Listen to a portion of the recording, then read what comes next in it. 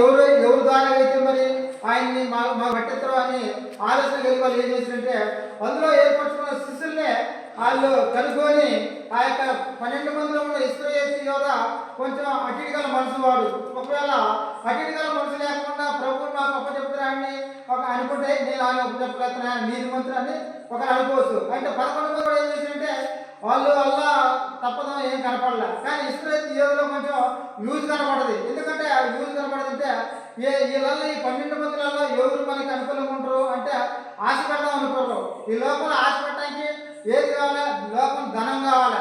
అయితే ధనం సంపాదించుకోవడానికి కష్టపడకుండా చూపట్టడానికి ఊరికే ధనం వస్తుందని ఆలోచన ఏం చేసిందంటే ఈ యొక్క ఇశ్రాయేలు యోధ ఆ ధనం కోసం ఆశించింది కాబట్టి యేసుప్రభుని చెప్పాలని డబ్బు కోసం ఏం చేసిందంటే ఇక్కడ నెరవేర్పు ముందే ఏం జరిగిందంటే ఇది ప్రవచనంలో ఇక్కడ కీర్తనల 49 చూస్తే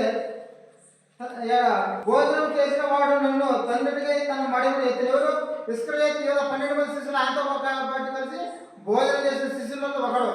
అయితే ఇక్కడ ఏం చేసిందంటే ఆ ప్రవచనంలో జరిగే నెరవేర్పు కూడా కనపడుతుంది.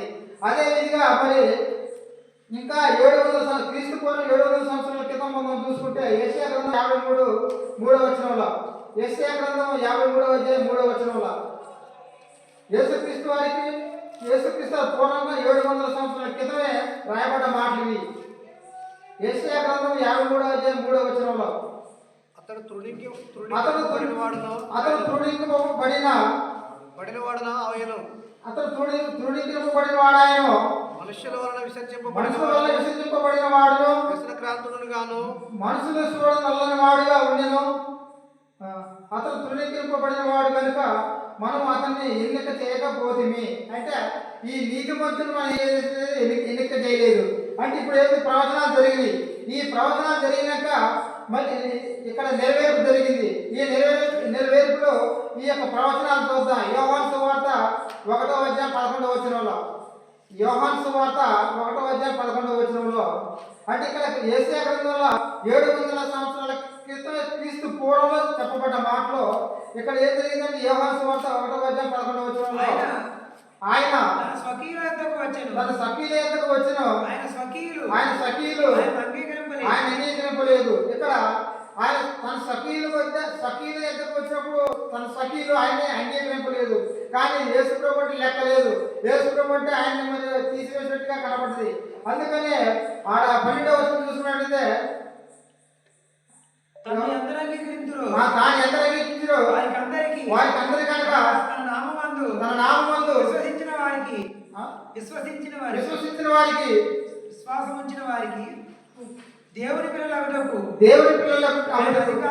ఆయన అధికారం అనుగ్రహించారు. దేవుని పిల్లలు కావాలంటే అధికారం అనుగ్రహించాలంటే ఇక్కడ నెరవేర్పులలో మరి ఇక్కడ ప్రవచనాలని నెరవేర్పులలో దేవుడి గురించి యొక్క 12 మంది శిష్యులలో ఇశ్రాయేలు యోధాకి ఆ యొక్క ఆయన అనుగ్రహించే యొక్క అవకాశం లేదు. ఈ 11 మందికి ఉన్నది. యేసుప్రభుని యొక్క తన సఖీలుగా తన కుమారుడుగా అంగీకరించబడడానికి వాళ్ళు ఉన్నారు కనుక ఇక్కడ లేదని వాక్యం చెప్పబడుతుంది. అదేవిధంగా మరి క్రీస్తు పూర్వం 700 సంవత్సరాల క్రితం మరి చెప్పబడ్డ మాటలో యెషయా గ్రంథం 53:12లో అంటే క్రీస్తు పూర్వానికి ముందే 700 సంవత్సరాల క్రితం చెప్పబడ్డ మాటలో ఇక్కడ కనపడుతుంది.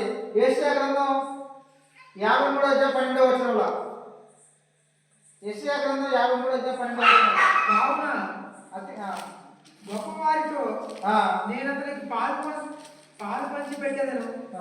గనులతో కలిసి అతను గొల్ల సొమ్ము విభాజించుకోండు. అతిక్రమం చేయవారిలో ఎత్తబడిన వాడాయను. అతిక్రమం చేయవారిలో కింద అతిక్రమం చేయవారిలో ఎంతబడిన వాడాయను. అనేకుల పాపమును భరించుచు తలుపుబాటు చేసిన వారిని గురించి చేసి తన ప్రాణము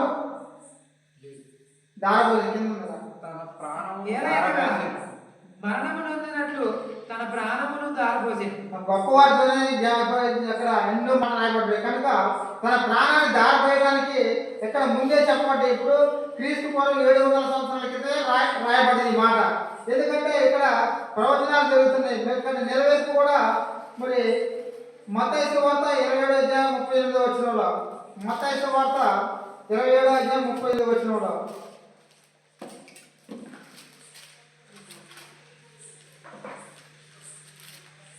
మత్తయి సువార్త 27:38 ఆయన మీద ఉమ్మి వేసి కుడి వైపున ఒకడు ఎడమ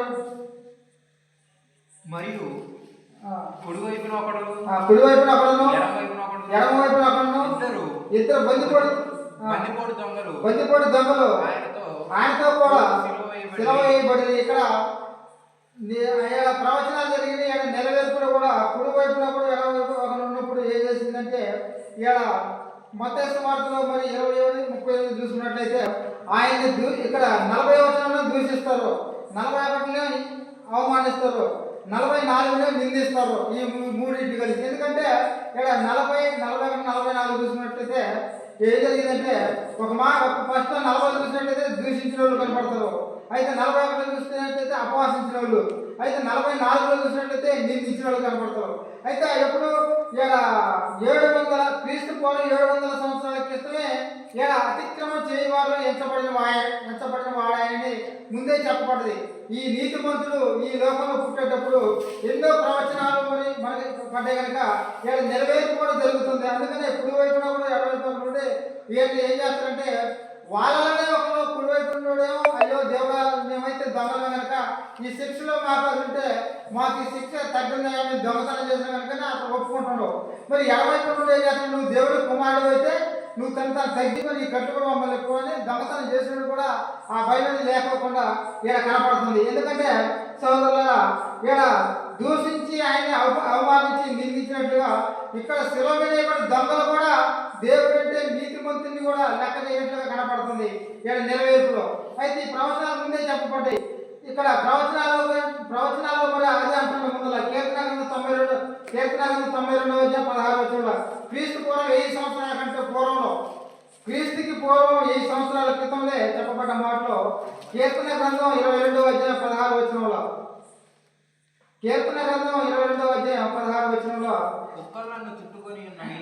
చూడ ఇక్కడ దేవుడు చెప్తున్నారు కుక్కలు నన్ను చుట్టుకొని ఉన్నవి, మార్పులు గుంపుకోడి నన్ను అపహరించి ఉన్నారు. వారు నా చేతులను నా పాదములలో పొడిచి ఉన్నారు. కాళ్ళు చేతులు పొడవబడడానికి ఇక్కడ ఎందుకంటే నా పాదములు పొడిచి ఉన్నారని క్రీస్తు పూర్వం ముందే చెప్పబడ్డ మాటల్లో ఎంతో మనకి తేడా కనపడుతున్నాయి. అదే మరి ఇక్కడ చూసుకుంది యోహాను సువార్త నెరవేర్పు ఇక్కడ ప్రవచనాల్లో ఇక్కడ నెరవేర్పు యోహాను సువార్త 20:27 యోహాను సువార్త 20:27 ఆయన అలాగ చెప్పి నా వేలు ఇటు చాచి తర్వాత తోమాను చూసి నీ వేలు ఇటు చాచి నా చేతులు చూడుము, నీ చేయి చాచి నా పక్కలో ఉంచుము అని ఇక్కడ చూసి నమ్మిన వాడికంటే చూడని నమ్మిన వాడు అవిశ్వాసే కాక విశ్వాసే ఉండమని తోమాతో చెప్తున్నాడు. అంటే తోమ యేసు ప్రభుతో కలిసిండు, యేసు ప్రభుతో పూజించుడు, యేసు ప్రభుతో కలిసి జీవించిన వాడు ఏం చేసినట్టు ఇక్కడ ప్రవచనాలు ఇక్కడ నెరవేర్పుకోవడం జరిగినప్పుడు అందులో కూడా ఉండవాడే ఏం చేసిందంటే ఇక్కడ అనుమానించిండు. నిజంగా చాలా మంది నమ్ముతున్నారు నిజంగా యేసు ప్రభువులు తిరిగి లేచున్నాయంటే చాలా మంది అపనమ్మకం వచ్చింది. అయితే నేను యేసు ప్రభు యొక్క గాయాలను వేలుపెట్టి చూస్తేనే నమ్ముతా, లేకపోతే నేను నమ్మను అన్నాడు. అయితే మన ఇండియా సువార్త ఇచ్చిన తోమా గారు ఏం చేసిందంటే నిజంగా ఆయన ఏం చేసిందంటే